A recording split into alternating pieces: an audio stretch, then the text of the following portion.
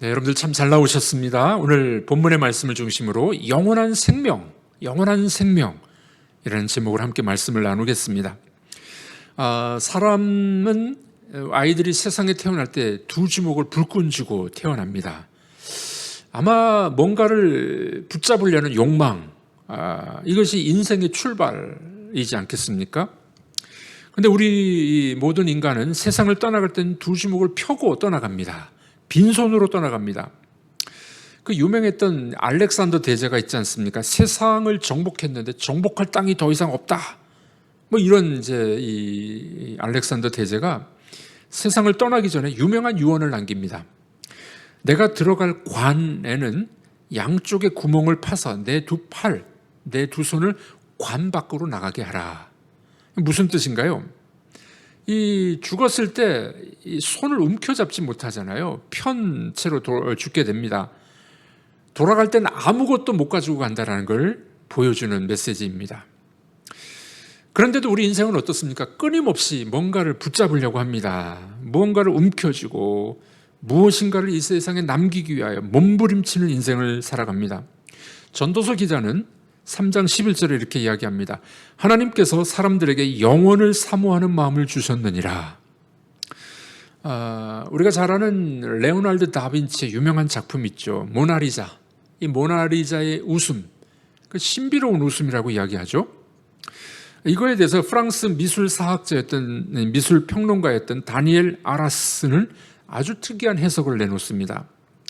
모나리자의 얼굴에 짧게 스치는 미소야말로 인생의 덧없음을 묘사한 거라고 이야기합니다. 이 천재 작가 레오나르도 다빈치는 이 여인의 그림의 왼쪽 어깨 너머에 작은 다리, 브릿지, 다리 하나를 그려놓습니다. 여러분, 다리가 있다는 말은 무슨 말입니까? 강물이 흘러간다는 뜻이죠. 네. 이 되게 그림에서 강물이 흘러간다는 것은 시간이 덧없이 흘러감을 의미한다고 합니다. 자, 그런데 그 자세히 보면 그 다리 옆에 평범한 마을 풍경이 하나 있습니다. 사람이 살지 않아요. 이것은 태고의 원시적인 풍경을 묘사한다고 합니다. 자, 그러니까 이 모나리자의 미소는 이런 뜻이 있다고 합니다. 태고로부터 흘러오는 그 영원한 시간 속에서 덧없는 그 찰나의 미소. 그 모나리자의 미소의 본질은 시간에 대한 명상이다. 덧없이 흘러가는 시간의 명상이다. 이렇게 해석을 합니다. 그럼 무슨 말입니까?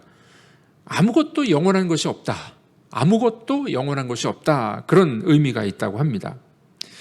여러분, 우리가 그렇게 좋아하는 건강, 돈, 인기, 행복도 어떤 때는 덧없이 흘러가는 것이 될 수밖에 없다는 겁니다. 자, 그런데 문제는 우리 인생이 왜 덧없는 인생이 됐을까 하는 겁니다. 이 덧없는 인생이 인생의 전문가라는 질문도 던질 수가 있습니다. 오늘 우리가 함께 읽은 성경 말씀에서 바울 사도는 두 가지 인생을 대조하고 있습니다. 첫 번째 인생은 뭡니까? 허무한 인생. 두 번째 인생은 뭡니까? 영원한 인생. 네. 결국 사람은 이 두 가지 중에 하나예요. 허무한 인생을 살아가느냐? 두 번째, 영원한 인생을 살아가느냐? 라는 문제라는 겁니다. 자, 먼저 오늘 본문이 말하는 허무한 인생은 어떤 인생일까요? 허무의 인생. 예수님의 제자 사도 바울은 이 허무의 인생을 이렇게 진술합니다. 죄의 삭은 사망이요. 네. 인간 모두는 결국 죽어야 하는데 그 인생은 죄 때문에 죽는다는 겁니다. 왜 우리가 죽어야 합니까? 성경은 아주 단순하고 직설적으로 이야기합니다. 우리 모두가 죄를 범했기 때문이다. 과거 트라피스트 수도회, 이 수도회 수사들은 서로 만나서 인사를 할 때 이런 인사말을 했다고 합니다. 라틴어인데 메멘토 모리, 죽음을 기억하시오라는 인사입니다. 이 말을 좋게 여긴 로마 황제가 있었어요. 그래서 황제도 자신의 신하들이 자기를 알현하러 왔을 때 이 인사를 하라고 합니다. 메멘토 모리, 황제시여 죽음을 기억하시오. 이렇게 인사하라고 했습니다. 참 또 중요한 말이 아니겠습니까? 여러분, 우리 모두 인생은 다 죽습니다. 죄의 삭은 사망이라고 성경은 이야기합니다. 미국의 코미디언인 조니 칼슨은 이런 이야기합니다. 이 세상에서는 확실한 것 두 개밖에 없다. 확실한 것 두 개밖에 없다. 하나는 모두가 세금을 내야 되고, 두 번째는 모두 죽는다. 아주 유명한 말을 했습니다. 또한 그는 이렇게 이야기합니다. 죽음의 확률은 100%다. 100%다. 여러분, 부자도 가난한 자도 다 죽습니다. 높은 사람도 죽습니다. 낮은 사람도 죽습니다. 배운 사람도 못 배운 사람도 다 죽습니다. 유명한 사람, 무명한 사람 다 죽습니다. 문제는 죽음이 뭐냐 하는 것입니다. 문제는 죽음이 뭐냐. 여러분, 성경에서는 이 죽음을 소멸이라고 말하지 않습니다. 소멸이라고 말하지 않아요. 창세기에 보면 하나님이 첫사람 아담에게 이렇게 말씀하셨습니다. 죄를 범하면 정령 죽으리라.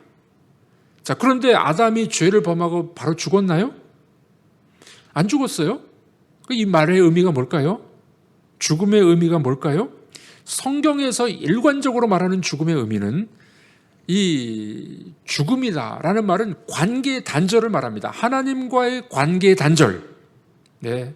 아담이 죄를 범하는 순간 죽었습니다. 그 죽음은 뭐라고요?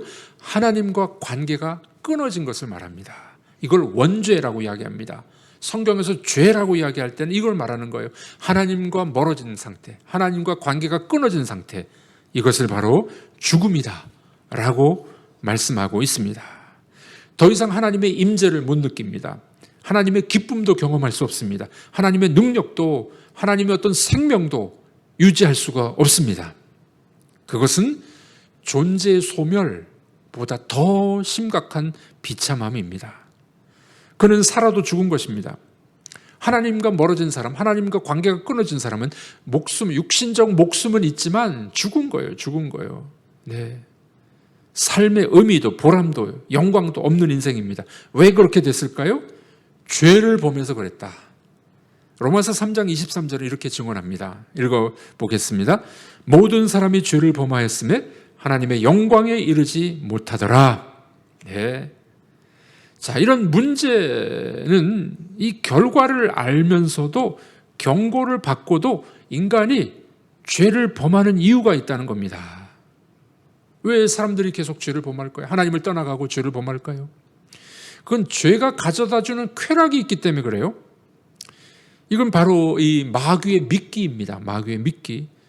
성경은 이런 쾌락의 정체를 뭐라고 이야기하느냐? 잠시 죄의 낚시를 누린다. For a short time. 잠시. 이 쾌락은 잠시예요. 세상이 주는 그 쾌락은 잠시 잠깐이라는 겁니다. 그 잠시의 쾌락 때문에, 찰나의 쾌락의 순간 때문에 긴 시간을 죄악 가운데 살아가고 있다는 것입니다. 그 대가가 무서운 거죠. 그 대가가 뭡니까? 죽음이라는 것입니다. 그래서 죄의 삭은 사망이라고 성경은 말씀합니다. 이것이 바로 영적인 죽음, 창조주 하나님과의 단절, 더 나아가서 육체적인 죽음이라고 이야기를 합니다. 자, 이렇게 살아가는 인생이 있다는 겁니다. 자, 두 번째로 오늘 본문은 영원한 인생이 있다고요. 영원한 인생이 있습니다. 로마서 6장 23절의 표현을 빌리면 하나님의 선물인 영생을 받아 누리는 인생이 있습니다. 영생의 인생이 있다는 거예요. 이 구절에는 세 가지 대조적인 표현이 나옵니다.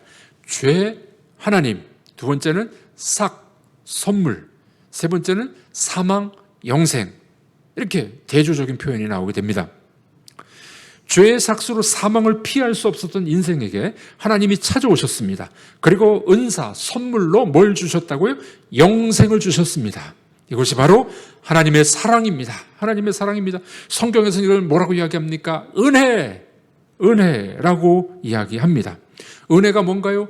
받을 자격이 없는 사람에게 베풀어지는 사랑을 은혜라고 이야기를 합니다.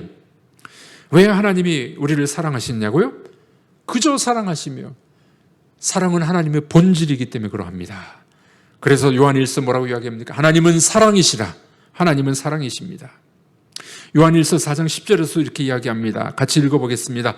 사랑은 여기 있으니 우리가 하나님을 사랑한 것이 아니요 하나님이 우리를 사랑하사 우리 죄를 속하기 위하여 화목제물로 그 아들을 보내셨음이라. 아멘. 그렇습니다. 하나님의 아들이신 예수 그리스도께서 화목제물로 당신의 생명을 십자가에 들이셨습니다. 그래서 우리는 죄사함을 받았습니다. 사망을 피할 수 있게 된 것입니다. 이제 하나님의 영원한 생명이 우리 것이 된 줄로 믿으시기를 바랍니다. 이 영생은 단순히 영원히 존재한다, 영원히 산다라는 의미가 아닙니다. 영원히 삽니다. 그런데 더 중요한 것은 영생의 본질은 하나님의 생명을 말하는 거예요. 영생이란 하나님의 생명을 말하는 겁니다. 그러니 하나님의 생명이 우리 속에 들어오니 기쁨이 넘치는 거죠. 하나님의 능력이 생기는 겁니다. 하나님의 사랑으로 우리도 사랑의 사람이 되는 겁니다. 하나님의 임재를 경험해서 새로운 인생으로 살아가게 되는 줄로 믿습니다. 이것이 바로 영원한 인생, 영생을 말하는 겁니다. 하나님의 생명, 그 생명이 우리 속에 들어와서 우리들도 하나님의 모습으로, 하나님의 형상으로, 하나님의 성품으로 변화되는 줄로 믿습니다. 서두에 말한 레오날드 다빈치의 이 모나리자의 미소 말씀드렸죠. 이 레오날드가 임종을 맞이할 때 몇 가지 일을 하게 됩니다. 그의 전기에 의하면은 그가 마지막 병상에서 이제 세례를 받겠다고 이야기합니다. 세례. 예. 레오날드 다빈치를 존경했던, 후원했던 프랑스와 1세가 방문을 했는데, 프랑스와 1세에게 이렇게 부탁합니다. 이제는 여한이 없습니다. 저에게 사제를 불러주십시오. 사제를 불러주십시오. 왜 그러냐고 물어봅니다. 이제 세례를 받고 죽어야 하기 때문에 그렇습니다. 세례 받고 싶다는 거예요. 그래서 이 레오날드 다빈치가 마지막 병상에서 세례를 받은 후 그는 세상을 떠나갑니다. 그때 이 다빈치의 상속자였고 또 제자였던 프란세스코 멜지가 스승의 다빈치의 얼굴을 보고 잊지 못할 말을 기록하고 있습니다. 스승 레오날드 다빈치는 얼굴에 떠오르는 결코 잊을 수 없는 어떤 행복한 미소를 보이고 떠나갔습니다.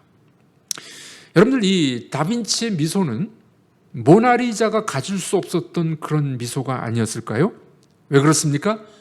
영생을 선물로 받았어요. 세례를 받고 영생을 선물로 받았으니 모나리자의 그 미소보다도 더 귀한 미소가 레오날드 다빈치 마지막 떠나가는 그 사람의 얼굴에 나타난 미소였던 것이었습니다.